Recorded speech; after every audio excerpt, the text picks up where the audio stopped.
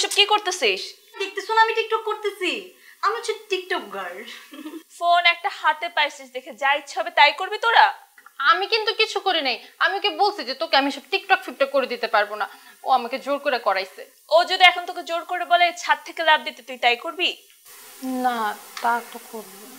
দে phone, দে ফোনটা দে। থাক না আপু, আমার কাছেই থাক। আপু ফোনটা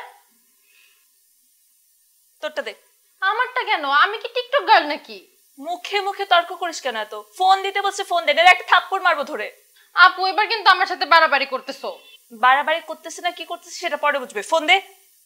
দে না, আমি আমারটা দিব না। আপু তুমি যদি শুধু আমার ফোন নিয়ে গেছো, ওর ফোন তোমার নিতে হবে। এই ফোন দে, ফোন দে তোর।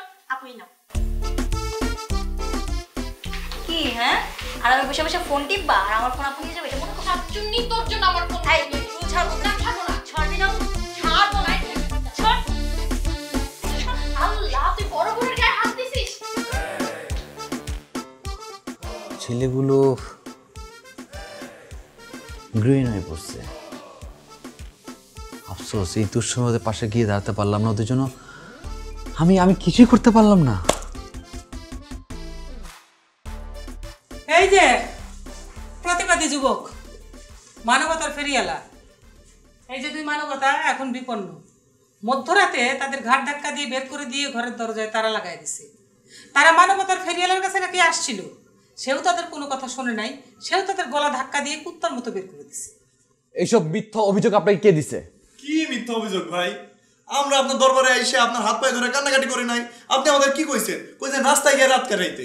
আর দুনিয়ার কোন কোন মানুষ রাস্তায় ঘাটে রাত কাটাইছে, দিন কাটাইছে, সেগুলো আমাদের শুনাইছে। তোমরা দুজন কি নির্বোধ, বোকা? আপা, আমি বলেছি ওদেরকে বিপ্লবী হতে, বিপ্লবীর চেতনায় জাগ্রত হতে, কিন্তু উল্টা তোমরা আমার নামে মিথ্যা অভিযোগ দিয়েছ। আমার নিজের প্রতি নিজের ঘৃণা হচ্ছে যে আমি তোমাদেরকে বুঝতে পারিনি নাকি তোমরা বুঝতে পারোনি। ছি, মিথ্যা অভিযোগ না, হিমু যা যা বলছে সব সত্য বলছে। আপনি তো আমাকে পাশে দাঁড়ানো নাই, আমাকে কোনো বুদ্ধিও দেন নাই, উল্টা। হ্যাঁ হয়েছে, তুমি চুপ করো। তোমার এত ব্যাখ্যা করে বলতে হবে না। মানবতার ফেরিয়ালা, আপনি এখন উঠেন, চলেন। এই দুইটারে নিয়ে ঘরের তালা লাথি দিয়ে ভেঙে এই দুইটারে গৃহবাসী করতে হবে। ওঠেন। আপা, কি বলতেছেন আপনি? আপনি বুঝতেছেন এই মধ্যরাতে কারো বাসার তালা ভেঙে ভিতরে যাওয়া মানে কি? আপনি তো আইনের মার পেছে পড়ে যাবেন, ফেসে যাবেন আপনি। কি বলতেছো তুমি এসব? জি আপা, আমি ঠিক বলতেছি। আপনার প্রতিপক্ষ আপনাকে ঠেকানোর জন্য কিন্তু নানা উসিলা খুঁজতেছে। You got my point? এখন আপনি যদি তালা ভাঙেন, সে আপনাকে ফ্ল্যাট দখল অথবা ফ্ল্যাট লুটপাটের একটা মামলা করতে পারে। আপনি কোথায় থাকবেন? কারাবন্দী, তাই তো? তখন সে অনায়াসে কিন্তু তার কোনো প্রতিপক্ষ থাকবে না, সে জিতে যাবে। যা করবেন ভেবে চিন্তে তারপর করবেন। এটা একটা ভালো কথা বলছো। আসলেই তো এই মুহূর্তে আমার নামে কেউ মামলা করার সুযোগ পাক, এরকম কোনো সুযোগ কাউকে দেওয়া যাবে না। আপা, তাহলে আজকে রাতে আমরা কই থাকবো? আচ্ছা, এক কাজ করো, তুমি তো এত বড় বাসায় একাই থাকো, এই দুজনকে আজকে রাতের মতো তোমার কাছে রাখো। সরি, সেটা সম্ভব না। কেন সম্ভব না?